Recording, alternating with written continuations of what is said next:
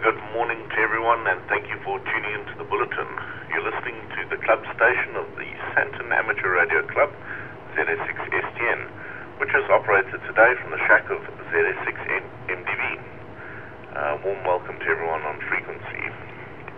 For your information, this club bulletin is broadcast every Sunday at 8:45 local time on the following frequencies: 145 700 megahertz FM in the 2-meter band, 7115 megahertz low side band on the 40-meter band. Today via the relay from the shack of Noel, the ZR6DX, and I believe we are going out. And also via Echolink, ZS6STN-R. For club birthdays, I don't have anyone for the week ahead, but if we have missed you in the list, a very happy birthday to any of the club members out there. Okay, next up we are going to be getting into the SARL portion of the news, so here we go. Highlights from the SARL is the ZS3 QSO party this afternoon, Queens of the Mountains, and International Museums Weekend. Stay tuned for more information, and these and other interesting news items. And of course, a very happy Mother's Day to all the amateur radio mothers out there.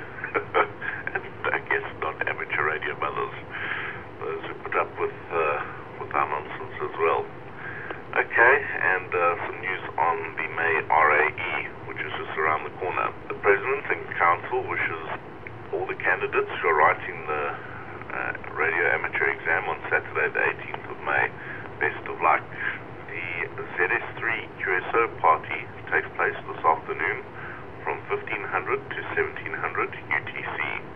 This is a fun activity to promote contact between radio amateurs in the Northern Cape and radio amateurs in the Southern African countries.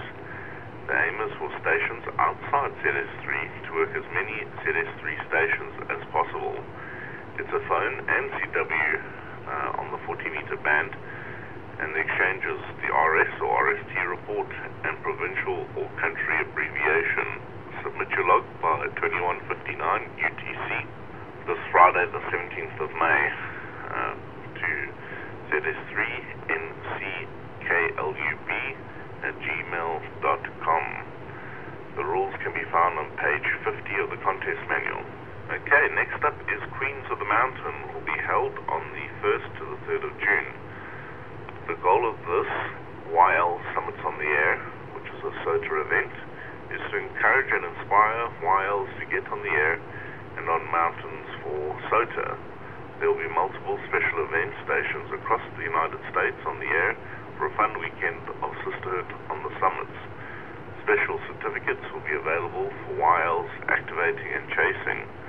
Look for the special event call signs, which is W0Q, W1Q, W3Q, W4, W5, W6, W7, W8, and W9Q, as well as QOM and YL SOTA.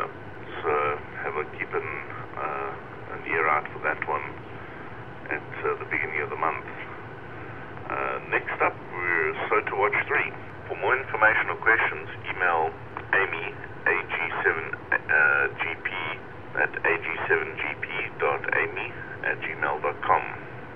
This is regarding SOTA Watch 3. The Young Ladies Radio League, K4LMB, originated in 1939. Members are from all walks of life, ages, and levels of amateur radio interests. Whether they got into the hobby to talk locally or to travel around the world, to strangest of places, the one radio interest they have in common is camaraderie with the other YLs.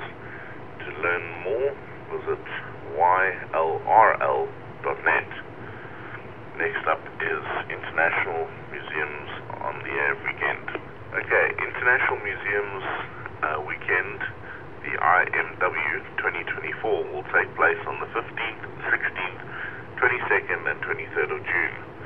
The purpose of this event is to activate an amateur radio special event station in as many museums around the world as possible. Frequencies, bands and modes are at the discretion of the operators, as is the museum selection. For this event, the definition of museum can be loosely interpreted one-of-a-kind painting from a neighborhood artist. Throughout this event, organizers hope to present amateur radio to the public to garner support and understanding of the hobby. The first IMW was held on 2002 with over 80 museums, featuring small local venues and large prestigious operations. The event was especially popular among amateur radio operators in the United Kingdom.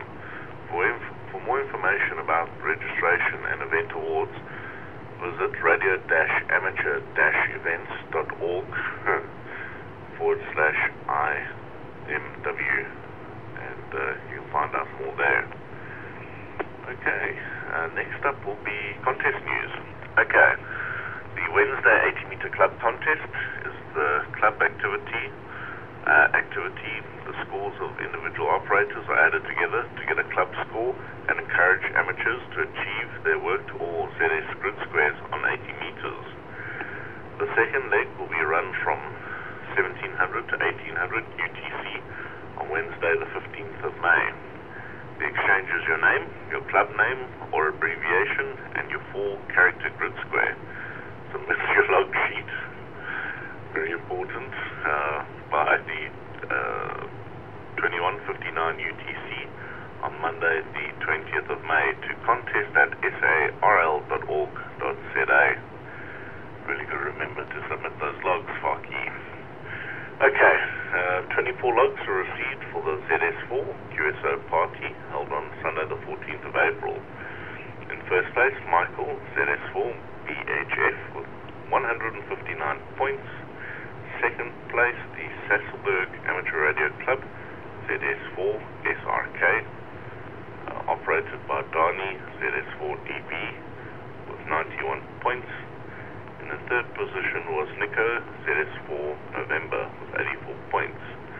The full set of results can be found in HF Happenings 1095. Okay, and next up is a little bit of general club news. The West Rand Amateur Radio Club is inviting you to join us at our exciting flea market on Saturday the 25th of May 2024. The gates open at 10 a.m. for social and breakfast. Come and explore and find those hidden gems in the boxes of our vendors. You never know what you will find. You could also just come and sell your own surplus goodies. Delicious horse rolls and a variety of cold drinks will be on sale. You can enjoy breakfast with a fellow amateur or catching up with what's been going on. Do not miss out on the excitement. Just be there. The West Rand Clubhouse is in Croton Street South, Walter-Freden Park. Okay, and next up will be the propagation report. Let's see what Hannes has for us. Hannes Kutsia, ZS6STN, reports that the solar activity is expected to be at a moderate to high levels, especially on Friday and Saturday evenings with all the auras that everyone saw. The pictures on social media have been absolutely amazing, even as close as Cape Town and Kimberley. There are currently several sunspot regions with simple to complex magnetic configurations visible. There's a high probability for C and M class and moderate to high probability for X-class solar flares. If you want to make your own frequency predictions, the expected effective sunspot number for the week will be around 160. The 10 to 30 meter bands may, especially in the late afternoons, provide some good DX fun. 6 meters may also pleasantly surprise. Please visit spaceweather.sansa.org.za for further information. It was interesting, a lot of guys were talking about HF just being wiped out, the grey line just either bringing or removing propagation, and I wonder if anyone has played on 6 meters, because a lot of guys are saying there should be some really good 6 meter activity. Be interesting to see if anyone has seen any anomalies. It would be great if you could call in and share your experience. Okay, and finally just a summary of upcoming events in the diary.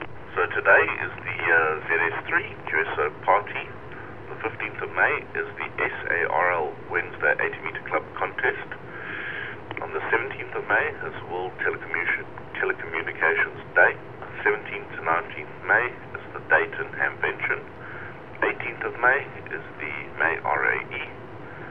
20th of May is the closing date for the 80-meter logs. 25th of May is Africa Day and the West Rand boot sale.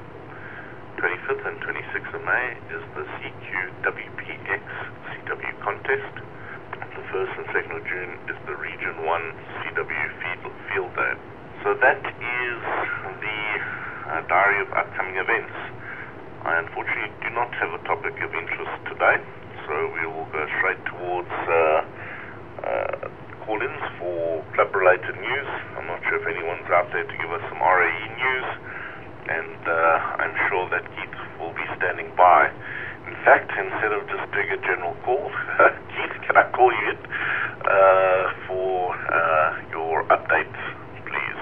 ZS6HR, this is ZS6STN. Hi, good morning, Matthew, and thank you for the bulletin this morning. All well received on my side. Yeah, so let's just go through a couple of the events that I think some of you already mentioned, but some of them are still upcoming, and there is one very important one to mention as well. So I'll just go through them one by one. The Tech Talk on 29 May, we did discuss that, and everybody is going out voting on 29 May. I'm not sure if you leave it to the last minute on the evening to go and cast your vote, but we've decided that it would probably make sense with some of the feedback that we received to cancel the Tech Talk on 29 May. So please note that whilst it's in the diary of events, the 29 May Tech Talk has been cancelled. This is to enable you to take that time off and go and cast your vote. Then, very importantly, next Sunday, 19 May, from 1100 CAT, Zoo Lake is the place to be. So we will be having a Zoo Lake Fun Day, social and fox hunt regatta out at Zoo Lake next week, Sunday, 19 May. The fox hunt, you can start from 1100 CAT, but you can join us anytime from 1100 CAT out at Zoo Lake. If you don't wish to participate in the fox hunt, that's all fine. You're welcome to just come through for the social and the picnic. So what do you need to bring? Obviously, this is South Africa with sunlight, so you need to bring a hat, maybe a chair or a picnic blanket to sit on, and do bring a picnic lunch for yourself and for your family. So everyone is invited. You can bring the family, you can bring the kids, and you can come have some fun out at Zoo Lake. I do understand in the title it's Fox Hunt Regatta. So what this really implies is that you might have to get in a boat and do some rowing. And I understand that it's around 20 Rand to hire a boat, or 35 Rand for a single person to hire a boat, so it's not hugely expensive, but maybe that's going to be required to find the foxes. Anyway, it'll be a bit of fun, and we'll see who's got directional skills with their left hand and right hand rowing boats. So please remember to join us. It's an open public session, so bring the family, bring anyone who's interested, and come out to Zoo Lake next Sunday, 19 May. Then, as mentioned in the bulletin, 18 May, that's next week, is the RAE, and we wish all of our candidates the best of luck for their writing of the exams. We know you guys have been prepared well, and you will just keep the focus, and you'll get through, and we will welcome you with a call sign into the club thereafter. Maybe we'll see you on the 19th of May at Zoo Lake. Then the club contest on 15 May, we're evening the 15th of May, that's already been mentioned. We would obviously like as many Santonites to participate in the club contest as possible, so that we can get those club points, as we mentioned previously and in the dipole, even though the editor made a few typos in the dipole, so we're looking to fire the editor. So if you know of a good editor, let us know. But as the editor mentioned, we won the first leg of the SARL Field Day. So we beat the West Rand Club. Guys, well done. And now we can have some other opportunities to also give them a run for their money. The 80-meter club contest being one of those on 15 May. Then on the West Strand Arc boot sale is on the 25th of May. It's already been mentioned in the bulletin, but that's a great place to be. As a social, come and meet the people that you talk to on the radio, at least those in Gauteng anyway. And then it may be worth considering getting your 160-meter top band antenna ready, because on the 6th to 9th of June is the top band QSO party. And that is quite a lot of fun. People get on the bands and they have a big social chat and try and get as many 160-meter contacts as possible so that they can get their top band award. So that will also be a lot of fun. Okay, just a reminder, next week, Sunday, 19 May, great prizes on the line for the fox hunters, but come and join the social, the fun day out at Zoo Lake, and maybe participate in the regatta. That's me at the moment, Matthew, ZS6STN. Oh, you maybe want to mention the Aurora as well. That was quite a huge event over the last couple of days there, Matthew. ZS6STN, ZS6HI. Yeah, 100%. Thanks for all the news updates there, Keith, and for the 160-meter contest on the first page of the dipole. There's a nice little antenna design there for those who want to try and figure something out. It'll be quite interesting. Normally we start playing with 80 and 100 meters. All my radios start tingling. And I have to be careful not to touch the metal bits while I'm transmitting, as it starts getting a bit precarious as we can't get enough wire in the sky. But yes, very interesting, Keith, the Aura. Like I said during the bulletin, it'll be interesting to see if anyone did experience any anomalies, and especially on 6 meters. It's been an exceptionally busy weekend, so I haven't really had a chance to play around. But it'll be interesting to see if anyone found some anomalies there. Okay, and well, good luck to the students writing. I'm not sure if Noel's maybe going to jump in and give us a quick update. But if there's anyone else with any club-related news or updates, please go ahead. ZS6STN is standing by. Yeah, ZS6STN, Matthew. Yeah, good morning, Noel. Please go ahead. Good morning to all on air this morning, and thanks for the bulletin so far, Matthew, and of course, as always. We had a bit of a session yesterday with the students. Unfortunately, only two of the Sandton students pitched for the session yesterday for like a mock exam session yesterday, and I think it was a bit of an eye-opener for the guys, and it gave them a bit of a background of what to expect for next weekend.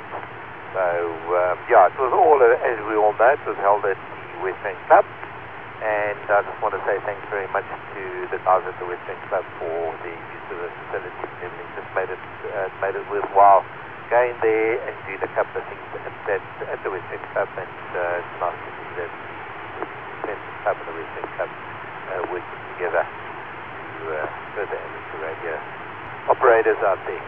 Anyway, that's all from me, Matthew. Just I want to say good luck to all the guys next week for the exams, all those are writing, all those are listening, and so we'll see you around at the National Amateur Radio Centre, which of course is NTEC, and you know where to write, so important that you be there on time, starting 9 o'clock of course, and finishing at 1 p.m. We do have 1 or 2 special needs students there. We have one special needs student not, but thanks very much to my wife for volunteering to be the scribe, and of course to Gary as well, Gisela. That is Alpha, who will also be there helping go in the morning with. We have one line. That will be right to do. So looking forward to that. And guys, just and thanks for all of those that have done all the ACF assessments. So just please make sure, guys, you upload your ACF assessments, and that we're all on track. So we're busy dealing with the CASA for call time, so hopefully we can finish it by next weekend with all the call signs. Still lots of work to be done. But that's all from my side there, and we are going out to 40 meters as we all know, so no problem at all. And it's great to see, or hopefully we're going to get lots of boardings on both recordings this morning. Matthew, that's all from my side, and so thanks very much to you and your team, and till later from the ZS6. Okay, excellent. Thanks very much on that, Noel. Thanks for all the updates. And yeah, I really hope the students take the last of their time here and pull it through. All right, we've got Justin with some club-related news. So let's try and give him a call there and see if he is standing by. Justin, please go ahead. ZS6JGP, ZS6STN. ZS6STN, ZS6JGP. Yeah, good morning. Dave and I spent yesterday at the Kempton Park Amateur Radio Club setting up the All-Star Echolink node for their club.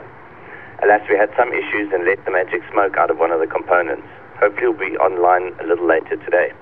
This is a part of the ZNet network, a repeater network project, an initiative from the Sandton Club where we're linking analog repeaters across the country. If you're interested in making your own micronode or hotspot to connect to the network, or you want some more information, have a look at the website za-net.org.za. ZS6STN from ZS6JGP.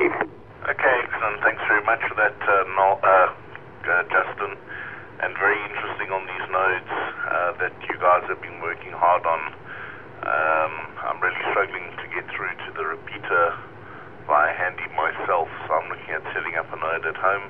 I think there's a few of them already are doing it, and for bulletin readers far and wide, I think are also looking into getting some of these nodes. Very handy indeed. Alright, Keith's indicated he'll give us a little topic of interest this morning on the Aura, so I'm going to hand it his way. For topic of interest there, please, Keith, go ahead. ZS6HI, ZS6STN. Okay, thank you, Matthew. Yes, I found it, if you've been watching the news, you will have noticed a lot of talk about the Aurora, and I've just pulled up a little article here which I thought was interesting and maybe with auroras around the world, and I'm sure you've seen some of the pictures on social media in terms of what the sky has looked like. Obviously, there's other impact on an aurora as well that can cause to radio and satellites and so on. So let's just go through this little article briefly. The most powerful solar storm in more than 2 decades has struck Earth on Friday, triggering spectacular celestial light shows from Tasmania to Britain and threatening possible disruptions to satellites and power grids as it persisted into the weekend. The first of several coronal mass ejections, or CMEs, which is the expulsion of plasma and magnetic fields from the sun, came just after 1600 GMT, according to the National Oceanic and Atmospheric Administration, or NOAA, Space Weather Prediction Center. It was later upgraded to an extreme geomagnetic storm, the first since the Halloween storms of October 2003 that caused blackouts in Sweden and damaged power infrastructure in South Africa. More CMEs are expected to pummel the planet in the coming days, and we're not yet, just out of interest, at the peak of the solar cycle. I think it's due to peak in 2025. Social media lit up with people posting pictures of the aurora from northern Europe and Australasia. We've just woken to kids to go watch the northern lights in the back garden, clearly visible with the naked eye. That was from England. The sense of wonder was shared in Australia's island state of Tasmania. Biblical skies in Tasmania at 4 a.m. this morning. So that was by a photographer that got up early to go and have a look. The excitement spread across Europe and North America, and on the French coast to Payette, Idaho, where the sky shimmered with green light above the western U.S. states. Authorities notified satellite operators, airlines, and the power grid to take precautionary steps for potential disruptions caused by changes to the Earth's magnetic field. Elon Musk, whose Starlink satellite has some 5,000 satellites in low Earth orbit, described the solar storm as the biggest in a long time. Starlink satellites are under a lot of pressure, but they're holding up so far, Musk posted on his X platform. Unlike solar flares, which travel at the speed of light and reach Earth in around 8 minutes, CMEs travel at a far more sedate pace, with officials putting the current average at about 800 kilometers per second. Well, that's a fairly sedate pace, I suppose, if you're comparing it to the speed of light. The CMEs emanated from a massive sunspot cluster that is 17 times wider than our planet. Let me repeat that. 17 times wider than our planet.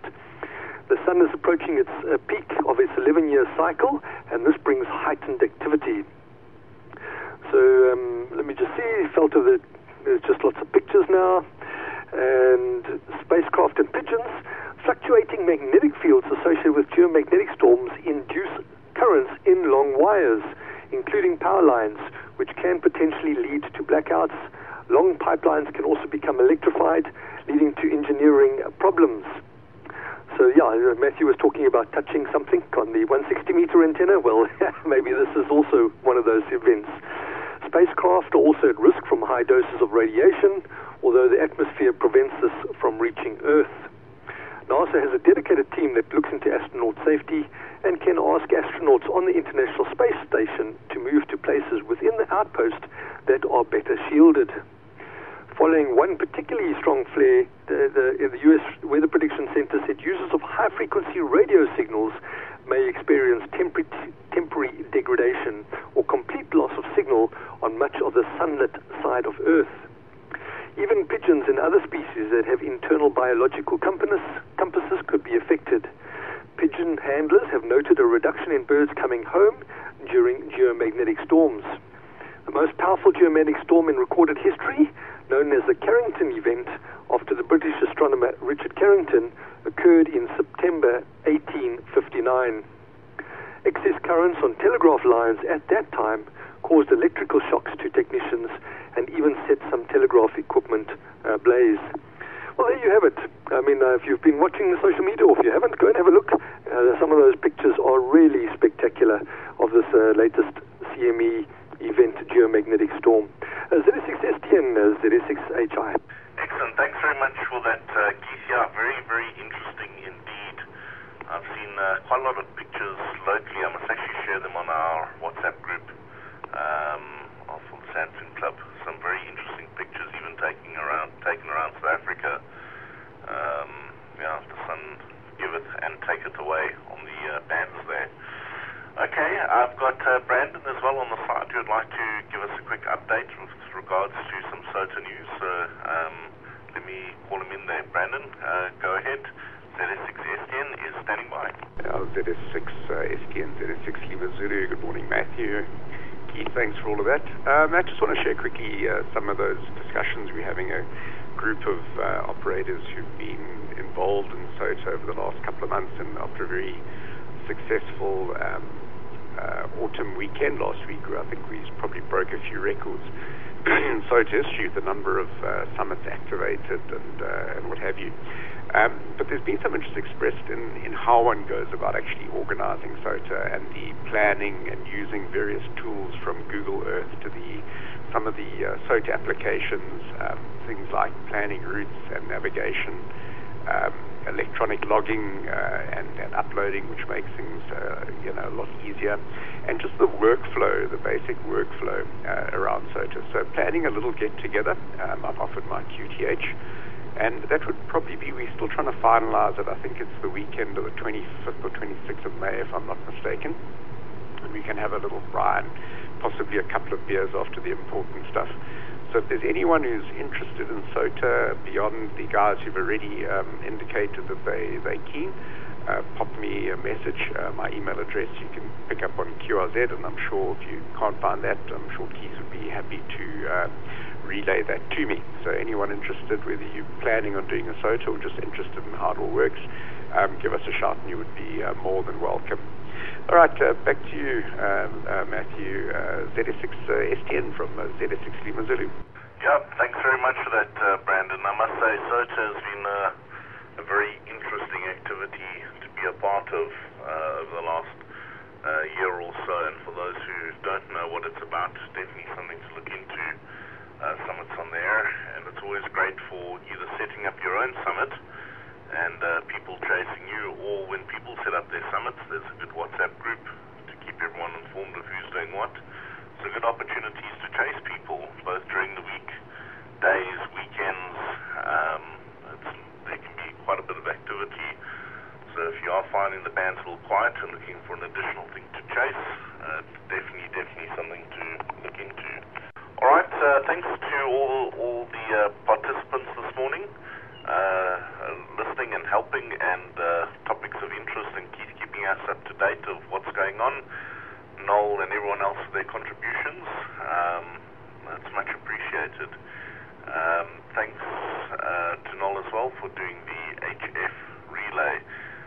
Join us next Sunday at 8:45 Central African Time for the regular bulletin of the Sandton Amateur Radio Club.